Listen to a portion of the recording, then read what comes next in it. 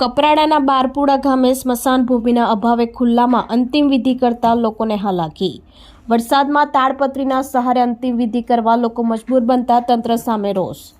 કપરાડા તાલુકાના બારપુડા ખાતે સ્મશાન ભૂમિના અભાવને કારણે ગ્રામજનોને વરસાદની મોસમમાં અંતિમ વિધિ કરવા લોકોને હાલાકી વેઠવાનો વારો આવ્યો છે। સ્મશાન ભૂમિના અભાવને કારણે ખુલ્લામાં ભારે વરસાદમાં અંતિમ વિધિ કરવાનો વારો આવ્યો હતો। ગ્રામજનો દ્વારા તાડપત્રી બાંધી અંતિમ વિધિ કરવી પડી રહી છે। ચોમાસામાં ગામમાં કોઈ અવસાન પામે તો ગ્રામજનોએ ખુલ્લામાં આવી રીતે અંતિમ વિધિ કરવાનો વારો આવે છે। વારંવાર રજૂઆત છતાંય ગામમાં સ્મશાન ભૂમિ ન બનાવવામાં આવતા ગ્રામજનોને મૃત્યુ બાદ પણ હાલાકી ભોગવવી પડે છે। ત્યારે લોકોને તાડપત્રીના સહારે અંતિમ વિધિ કરવા પડતા લોકોએ રોષ વ્યક્ત કરી તંત્ર આ બાબતે ધ્યાન દોરી આ સમસ્યાનો નિકાલ લાવે એવી લોકોમાં બૂમ ઉઠી રહી છે। મારું નામ ભાસ્કરભાઈ પુંડલિકભાઈ સિંગાડે, ગામ બારપુડા, તાલુકા કપરાડા, જિલ્લો વલસાડ। હું બારપુડા ગામનો વતની છું અને બારપુડા ગામ એક એવું ગામ છે કે એક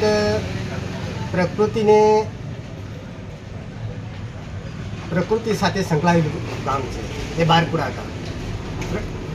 કારણ કે બારપુડા ગામમાં એક અતીત છે, જોવા જઈએ ધાર્મિક સ્થળ પણ આવ્યા છે, ત્યાં પ્રકૃતિ સાથે સંકળાયેલા ધોધ પણ છે, ત્યારબાદ અન્ય જોવાલાયક સ્થળો છે।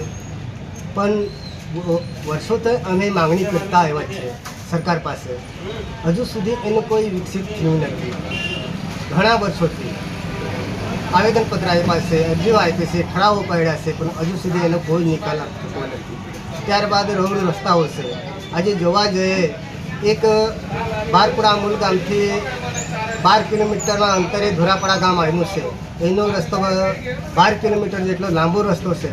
આજે તો એની એટલી પરિસ્થિતિ ખરાબ છે જેથી કે લોકોને જ્યારે બીમાર હોય, લાવવાનું હોય ત્યારે ત્યાંથી બીમાર માણસ લાવતા લાવતા જ રસ્તે જ પૂરો થઈ જતો હોય, એટલે એવી ખરાબ પરિસ્થિતિ છે। આજે એ અતિશય બિસ્માર હાલતમાં એ રસ્તો છે। આપણી સંકલ્પ ન્યૂઝ ચેનલને સબસ્ક્રાઇબ અને લાઇક કરો, બેલ આઇકન દબાવો જેથી આવનાર ન્યૂઝ અપડેટ્સની નોટિફિકેશન આપના મોબાઈલ પર સૌથી પહેલા પહોંચે। Like, subscribe and share the video.